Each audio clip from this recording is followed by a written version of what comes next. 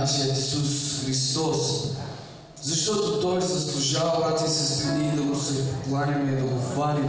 Защото Той е тази вечер помежду нас. Нека си отворим сърцата и да пеем заедно. Халелуя! Защото Бог иска ние да бъдем в един дух.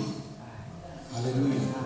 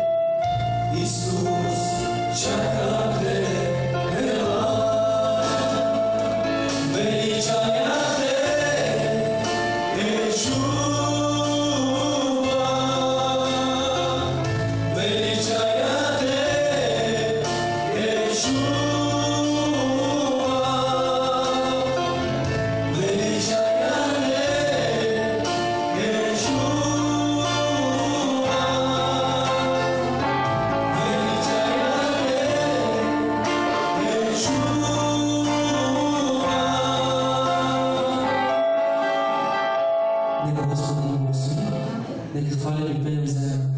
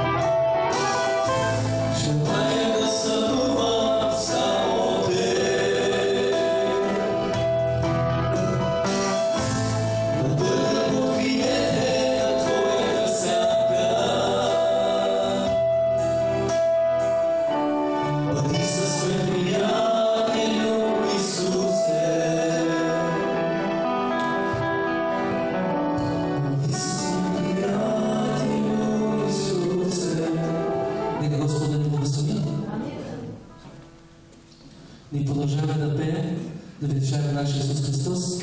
Нека се отворим сърцата тази вечер и пеем заедно да прославим нашия Исус Христос Спасител.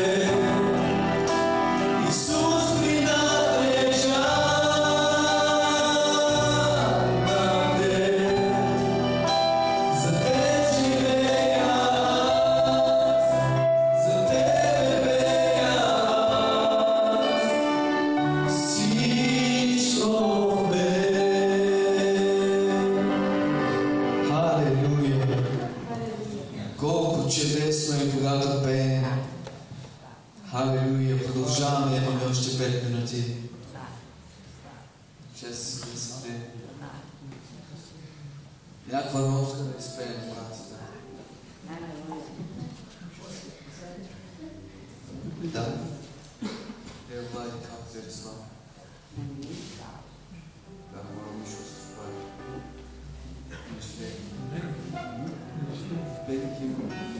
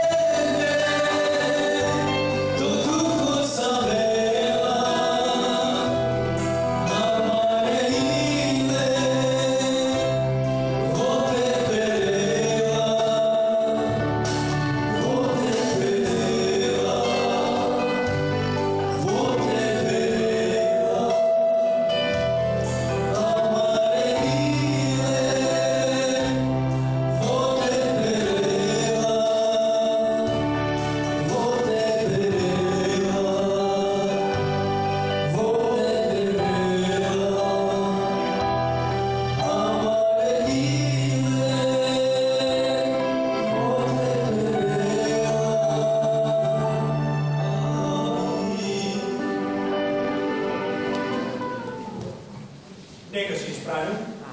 Нека бъде славена всемогъщия Господ и Спасител Исус Христос, чието свято и мощно име, святия Дух ни е довел, Божия дом, да го величаем, прославим и му се поклоним с истина. Амин. Нека бъде молитва.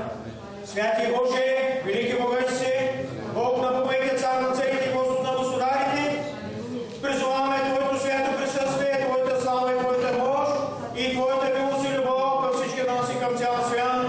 Благодарим Ти, Господи, сили се, за това, че Ти пожертва себе си на кръста на Голгота за цял свят и всички нас.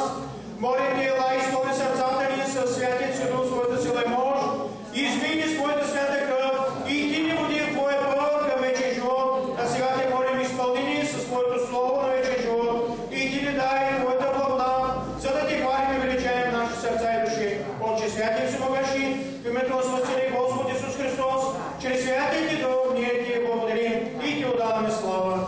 Амин. Амин. Слава на Бога, брати и сестри. Нека се и нашата сам. И нека заедно се зарадваме Бога и го издигнем наши сърца, като го хвалим с песента красота и чистота.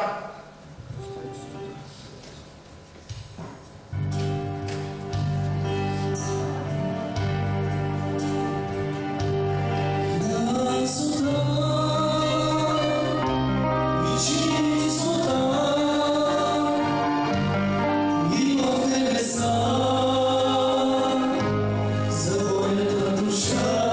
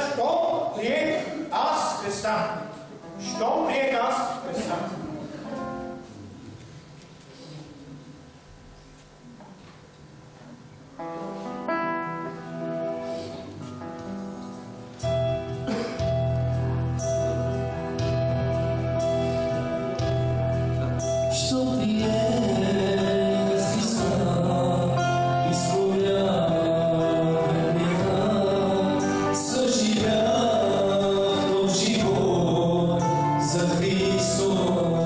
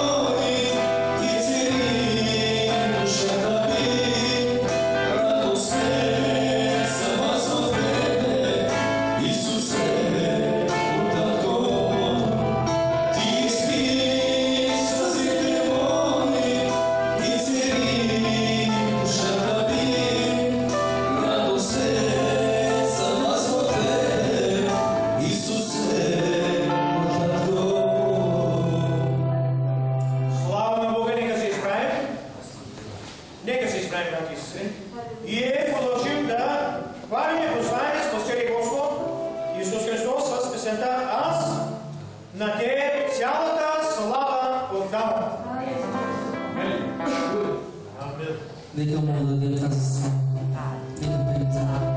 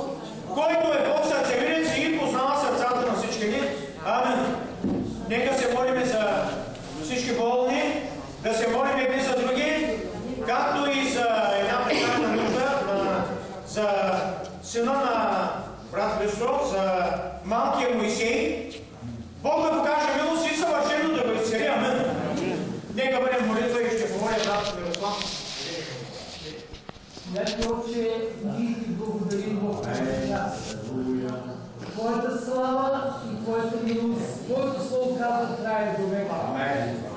Твоите светии са дошли да ти си покланят и да ти величаят.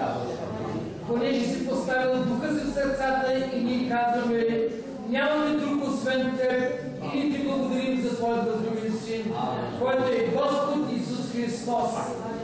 Благославяме всеки един, който е прекачал молитвения дом. Да бъде благословен деца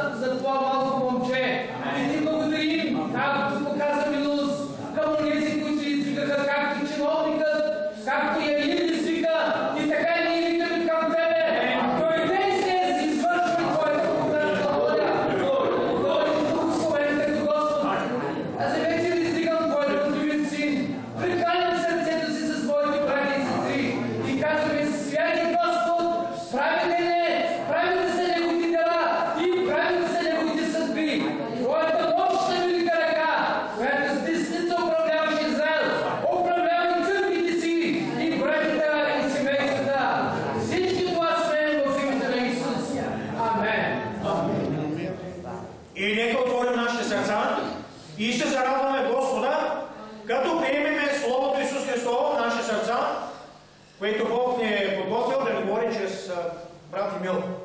Заповядай.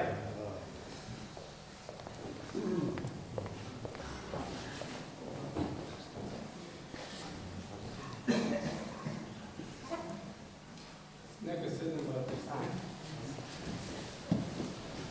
Надявам се тази вечер отново ние да чуем Божието Слово. Надявам се тази вечер отново ние да бъдем насърчени. Защото Бог наистина Той се грижи през цялото време за нашия живот. Ние никога не трябва да забравяме, че Той е над всичко друго днес, което ние можем да постигнем в нашия живот. Надявам се, брат Мукадени, да получи двойна почет, тъй като такива хора заслужават уважение и любов и всичко това, което днес би трябвало ние да направим. Наистина на него се падна тежката задача да напусне страната си, да дойде чужденец в България, той да бъде част от нашето семейство, той да има това общение с нас и това благо време пред целия си живот, което той е дошъл на това място. Наистина аз съм много насърчен и се надявам и за напред така нещата да вървят и да изграждаме, за да продължаваме ние да служим на Христос. Искам да ви кажа две неща, които дълбоко в мене се пораждат винаги и наистина човек трябва да погледне винаги в живота си какво се случва.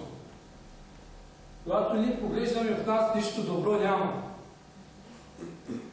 Но когато ние оплаваме на Христос, Той ще даде успех в нашия живот. Имам предвид, не парите ни ще намерим утеха, не в къщите ни ще намерим утеха. Но това, което иска Библията да научи, че единствено ние трябва да оплаваме на Христос. Единствено ние трябва да се надяваме на Христос. Преди, когато съм повярвал и в един случай аз реших да се откажа от Бога. Казвам, стига толкова си, Господи, неща повече да те служа, неща повече да се занимавам с Тебе, искам да си живея живота, както светът живее. И тогавашно време купих си една кола, той една каса бира, едно шеракия и почна да ходя. Но обаче Бог ми правеше един сън в един момент, Той ми показа, че аз отзвам в една болница и аз съм нещо болен. И аз този сън не го разбрах. В един момент, когато мина след 6 месеца, аз отзвам в болницата. Когато ми правят изследвания, аз бях на живот и смърт. И в един момент правят ми изследвания, няма резултат. Дали ще живея? Втори, трети няма. Други хора идват вътре, втория, третия час, резултати, готови, ще оздравееш, почват лечение, на мен няма. 1, 2, 3, 5, 6, 10, няма. 15 дена, няма. Докторите идват, ме гледат, се пиват. Някои от пациентите идват, ми казват, че аз съм пътник. И аз ги гледам, те хора, какво говорят? Не разбирам, тъй като за пръв път падам в болница. Но Бог има план с мене. И тогава вече аз усетих това благо време, което Бог ми подаде ръка. Аз там усетих Святия Дух, как идваше в живота ми. Аз усещах как Той се движеше по коридора, как идваше и влизаше в мене. Езикът ми е слаб да го изкажа.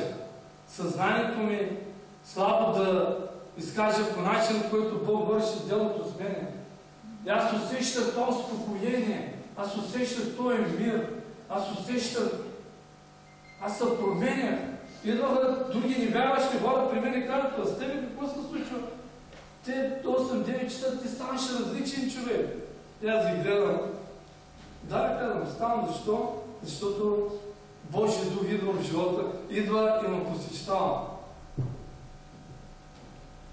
И когато аз размишлявам върху този сън, аз казвам на Бога следните думи.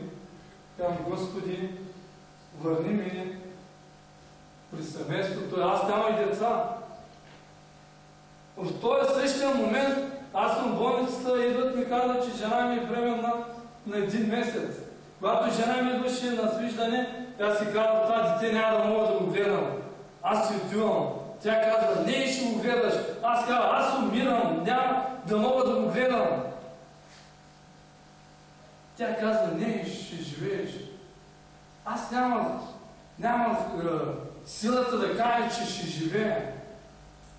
Но в мен бушуваше нещо и ми говореше вътре в сърцето, ти ще се върнеш, ти ще успееш, ти ще ми бъдеш слуга на мене. Аз казвам, какво си говоря, бъде? Това е нещо в съзнанието ми. И аз казвам, Господи, върни ме там, където живея, за да се покая. Не съм достоен да ме прибереш до себе си, Господи.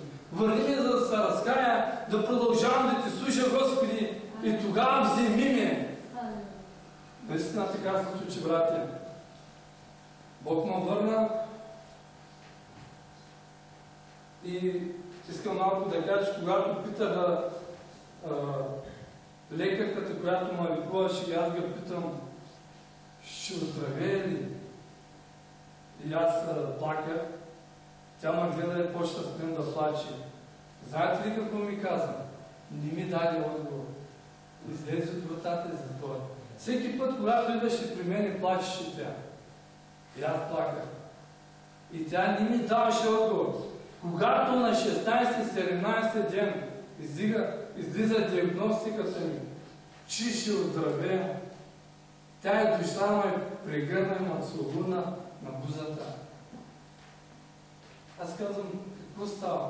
Казвам, момче, радвай се, защото ти прекрачи границата на смъртта. Аз тогава разбрах кой ми помогна. Тогава разбрах. И наистина, братя, оттам аз си дадах клетва пред Бога. Никой няма да мрази, никой няма да обдумвам. Независим кой ма боли, кой ма ругае, искам да служа на Бога. Защото разкаянието ще даде основа на този живот, как ти ще продължаваш да служиш. Но ние знаем, че дяволът той е силен. Той омаджосва хората. Той заблуждава хората. Но той е начин на изпитание, когато се спомням, аз се спомням Божията милост, че Той показа към мен. Той чу молитвата ми. Той чу отговорите, молитвите на моите братя. И затова днескашното време аз съм на това място. Благодаря единствено на Христос, че Той прегърна нуждата, която Бог ми показа милост. Искам да прочита малко, тъй като тая вечер молитвено, надявам се малко да кажа. Ние познаваме Божието Слово, но винаги трябва да успеем в живота си, за да се контролираме емоцията си. Никога не трябва да се подаваме на емоцията, защото емоцията хубаво нещо, но заблуждава хората. Аз по един или друг начин аз не желая, не съм много не приказвам, когато се събирам с братята. Защо? Защото Библията казва, от многото говорене човек се грешава. По-малко ще говорим, повече ще мислим, когато говорим думата. Някакъв братята ме питат, когато съм с брат, с някакъв така, нали, вика да му помагам в някакви неща. Аз не обичам много да говоря. Ако той говори с мен, тогава говоря. Има древни неща, които не желая много да говоря. Защо? Защото от многото говорене човек се грешава. Но аз не казвам вие да не говорите, вие говорите. Но трябва да се контролираме. Контролът е хубаво нещо в живота на човека да има. За да обуздае езика си, да контролира мислите си, а емоцията не е хубаво нещо в живота. Тая вечер бях насърчен от песните, нека Бог да ги благослови.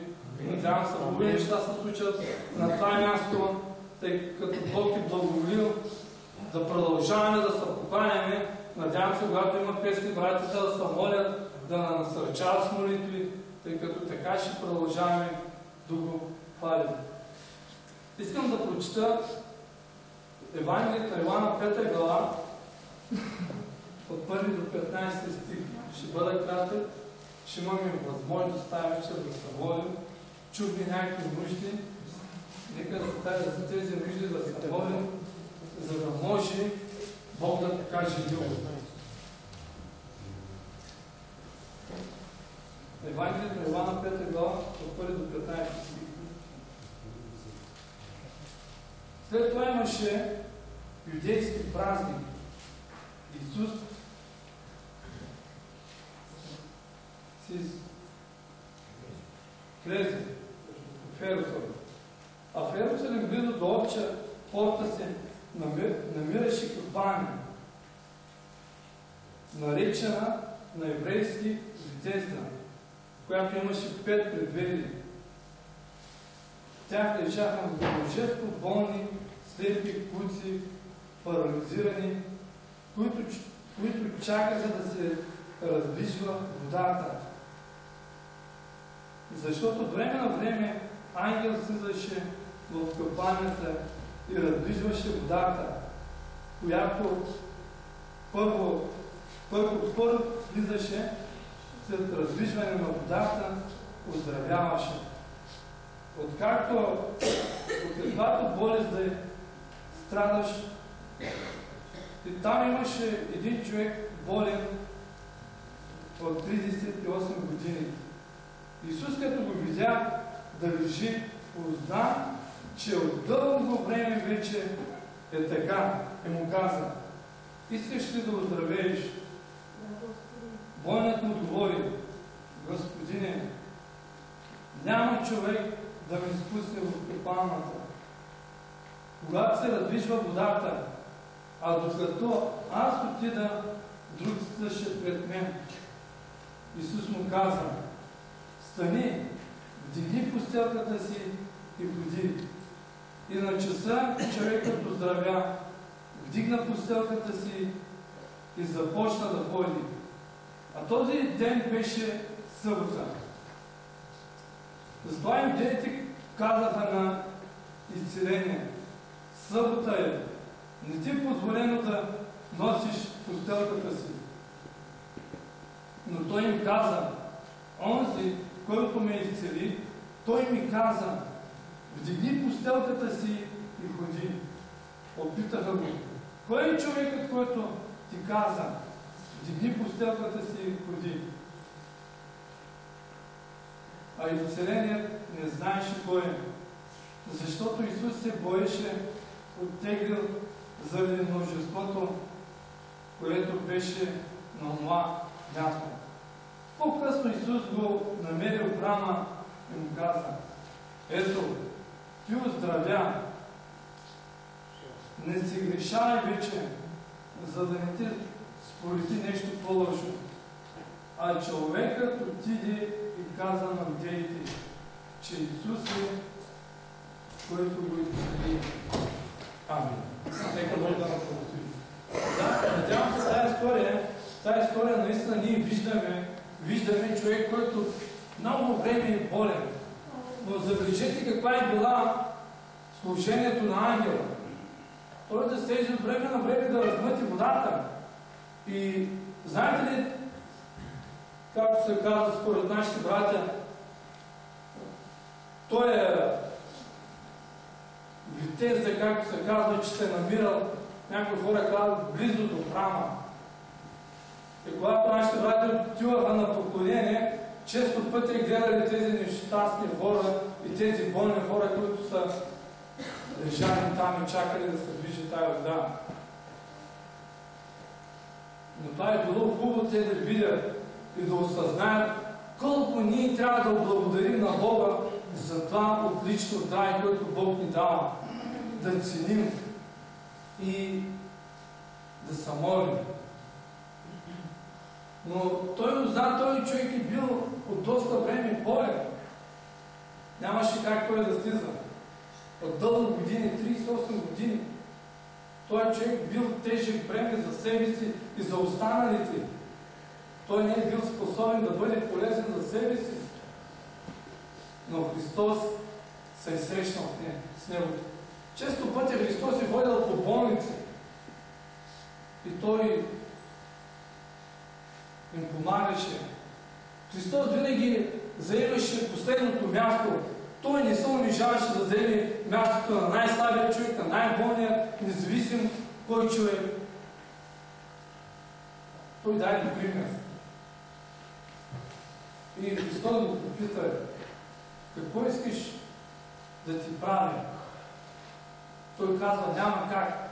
Няма как. Ангелът Господен, който слизаше и размътваше водата, и там мнозина болни, които си слепи, недъгави, чакаха. Днес е благоприятното време, брати и сестри. Днес ние да осъзнаем кое трябва ние да направим.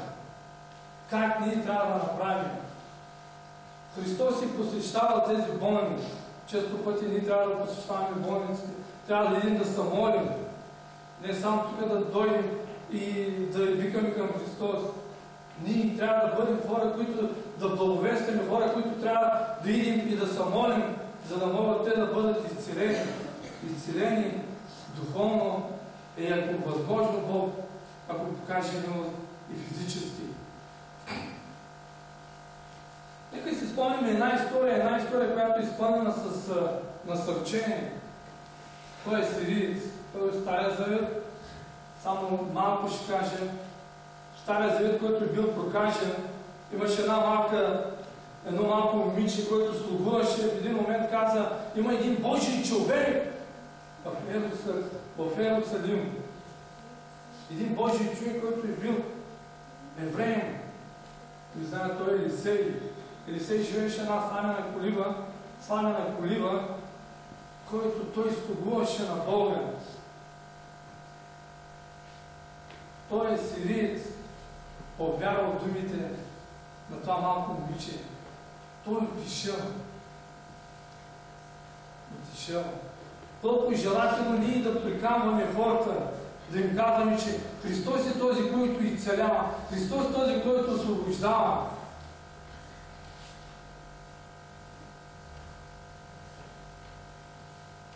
Често пътя Бог ни говори по какъв начин ние трябва да постъпим в живота си. Не нашето его, а да отдадем славата на Христос. По един или друг начин, когато той сириец отиде и дори Елисей не е излезнал да го погледне. Слугата Гезави, знаете тази история, каза: дошъл един човек военачалник, но Елисей изобщо не се е помръднал да му даде някаква почет, уважение. Няма. Какво искаш? Той извика отвътре от стаячката си. Иди, потопи се така 7 пъти в реката и ще оздравиш.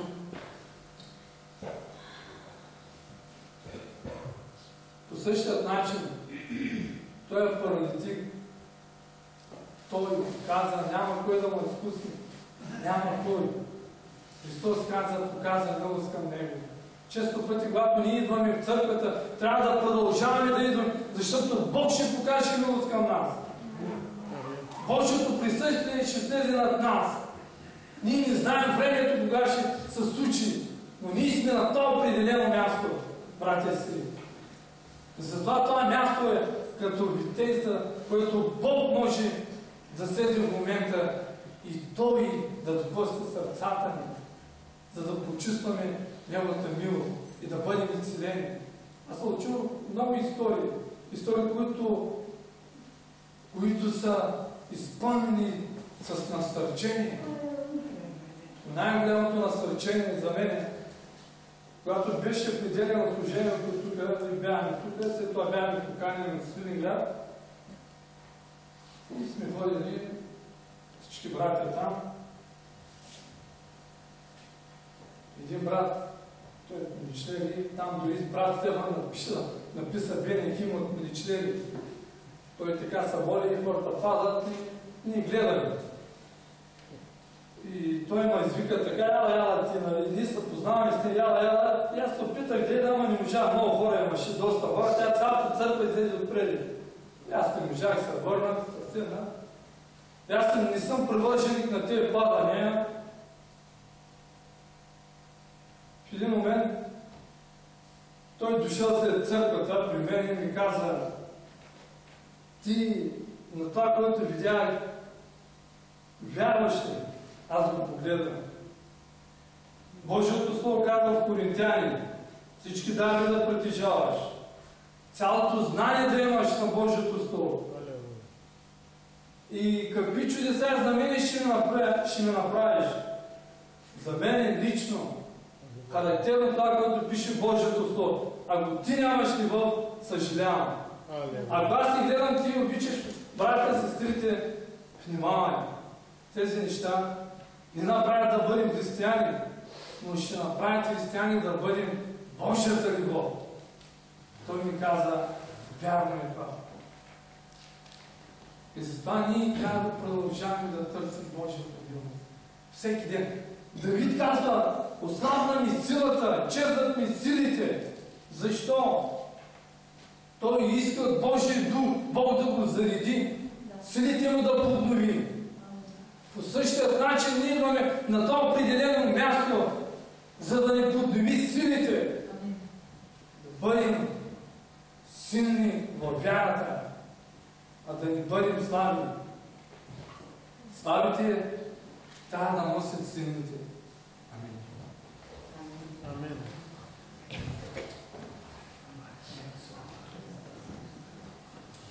Благодаря на Бога за Неговото чудно слово на вечен живот, което Той ни удари чрез брат Емил. Бог да го благослови Него и семейството му. Амин. Нека Бог да благослови нас и нашите семейства. Амин. И да нам потребява за Неговата слава и прослава. Амин. Нека да се изправим и нека да прославим нашия Господ и Спасител Исус Христос, като му благодарим в молитва, след което ще имаме и хвалебна песен за Негова слава и прослава. Святи Боже, благодарим Ти за Твоето слово, но живот, което Ти ни удари. Молим Те, когато да се сили сърцата ни, да хване корен, да го израсе и принесеме плод за прославата на Тебе. Святи и тритен Бог и вечен живот, молим Те, Господи, сили се, Ти да ни закрилиш и пазиш в Твоя път и Твоето учение към вечен живот. Святи душите, души на силата главата, сега Те молим Ти да ни изпълваш и Ти да поемиш кормилото на живота ни и Ти да ни сведеш в едно, така защото, Боже святи, ние да устоиме в името на Господа Исуса Христа, водени от Тебе в Твоето Слово и Твоята воля. Отче, в името на Господа Исуса Христа, ние Ти благодарим и Ти отдаваме цялата слава чрез Духа Ти, Духа на истината. Амин. Бог да ни благослови. Амин. Нека заедно хвалим и прославяме всемогъщия Спасител и Господ Исус Христос, като му пеем песента Исус. Исус.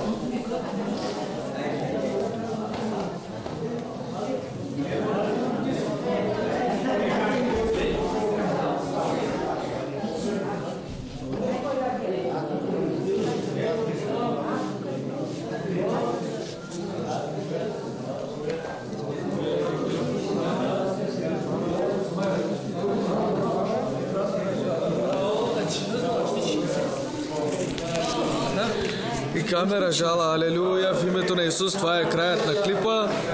Това е Страдина, нашите сестри.